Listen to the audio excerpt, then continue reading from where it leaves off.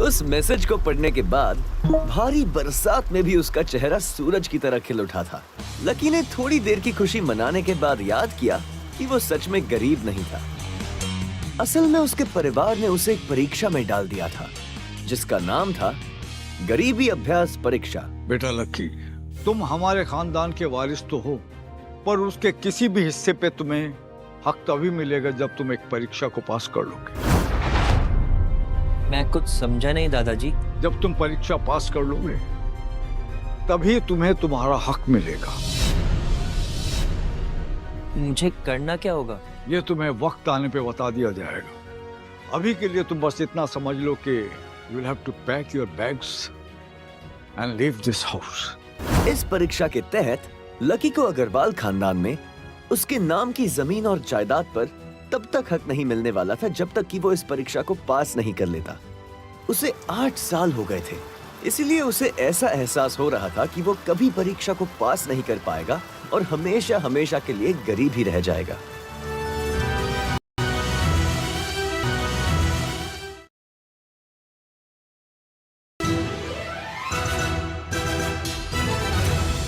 मैंने राहुल के साथ मैचअप कर दिया। आज से यही मेरा बॉयफ्रेंड है। लकी ने होटल की तीसरी मंजिल की ओर देखा और डिंपल को मन ही मन कोसा। अच्छा वो चली गई, अब मिलना कभी।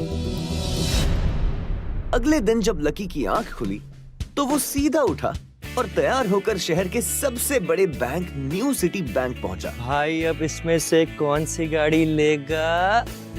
ये वाली? नहीं वो वाली। न्यू सिटी बैंक न सिर्फ शहर का सबसे बड़ा बैंक था बल्कि वो सबसे अमीर बैंक भी था। वहाँ पर शहर के सबसे अमीर लोगों के ही पैसे जमा किए जाते थे। कहाँ दवाओं की बदबू और कहाँ ये खुशबू। वाह।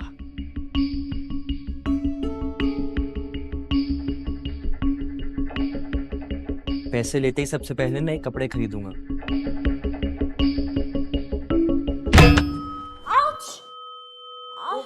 जल्दबाजी के चक्कर में वो एक सुंदर सी लड़की से जा टकराया। आई एम सो सॉरी, मैंने आपको देखा नहीं, प्लीज आप मुझे माफ कर दो। क्या सॉरी?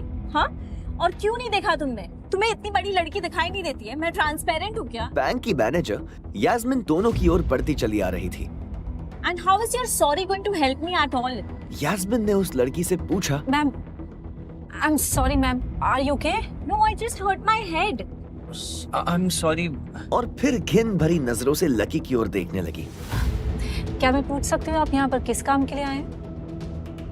मैं अपने पैसे निकलवाने के लिए आया हूँ। What? पैसे? Do you have card? New city bank का कार्ड हासिल करना एक बहुत ही मुश्किल काम था। कार्ड? अगर किसी को भी उस बैंक का कार्ड लेना था तो सबसे पहले उस आदमी को अपने खाते में 5 लाख रुपए पहले से जमा करवा कर रखने पड़ते थे। नहीं है कार्ड? कार्ड तो नहीं है। Very good. जैसे ही उस लड़की ने लकी का जवाब सुना तो वो खिलखिलाकर हंस पड़ी।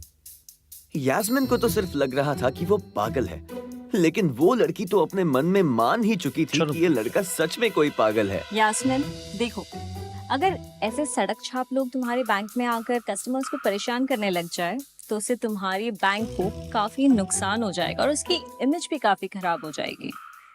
सो I hope as a manager तुम्हें पता है कि तुम्हें इन सब चीजों का ध्यान देना चाहिए एंड नेक्स्ट टाइम मेरे साथ ऐसा कुछ नहीं होना चाहिए।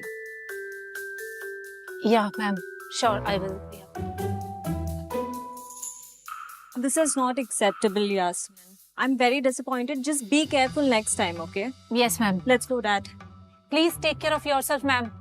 And thanks for coming. आज तो वो बाल बाल बज गई थी।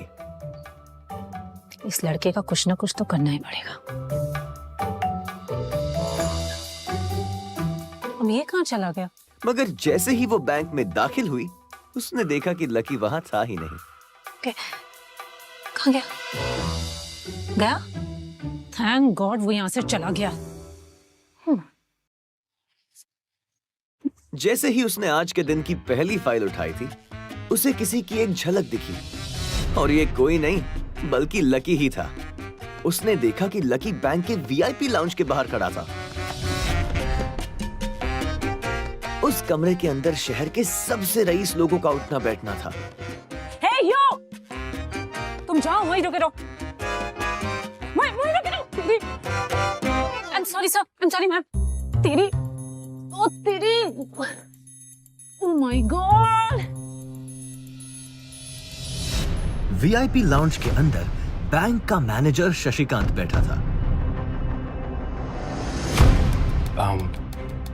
हेलो सर, कैसे हैं आप? How may help you? Lucky VIP lounge का चकाचौंध देखकर थोड़ा झिझक गया था। अरे कौन हो भाई, क्या चाहिए तुम्हें? मैं अपने पैसे लेने के लिए आया हूँ। तुम्हारे पास हमारा सुप्रीम कार्ड है? नहीं। अगर कार्ड नहीं है तो पैसे नहीं मिल सकते। चलो निकलो यहाँ से, आउट। नहीं, मैं अपने पैसे लिए बिना नहीं जाऊंगा।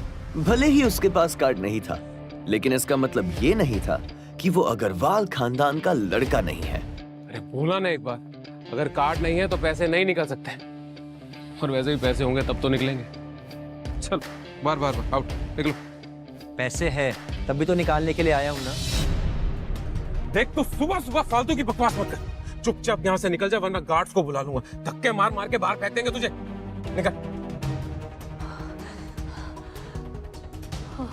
जैसे जैसे मैनेजर उसकी ओर बढ़ता जा रहा था, लकी का डर भी बढ़ता जा रहा था।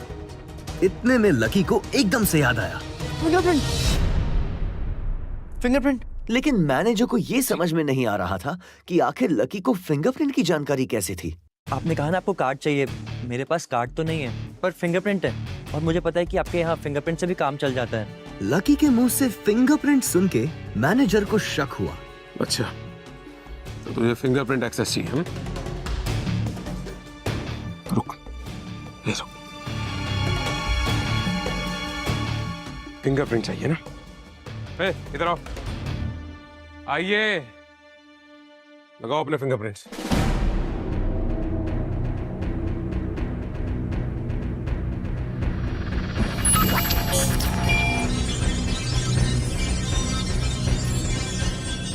दो सेकंड के बाद मशीन में से एक आवाज आने लगी। उसके अंदर एक लाल बत्ती जल रही थी और वो जोर जोर से बीप कर रही थी। कमाल सर, आपका तो फिंगरप्रिंट मैच ही नहीं हुआ। अब बोलिए, अब सर मैं एक और बार ट्राई करूं? क्या एक और बार ट्राई? मैनेजर उसकी पैंट की ओर देखने लगा। उसे लग रहा था कि लकी ने अपनी जेब में कोई हथियार छुपा रखा था। इससे पहले कि लकी अपनी जेब से कोई बंदूक या बॉम्ब निकालता, मैनेजर ने अपना फोन निकाला और पुलिस का नंबर लगाने लगा। लकी ने उसकी स्क्रीन पर देख लिया था कि वो 100 नंबर पर फोन कर रहा था। लकी बुरी तरह से घबरा गया। सर प्लीज सर आप ये क्या कर रहे हैं? Hello, police control room. क्या लकी उसे पुलिस को बुलवाने से रोक पाता? कहीं उसे कोई फेक मैसेज तो नहीं आया था? लकी कैसे इस मुसीबत से बाहर निकलेगा?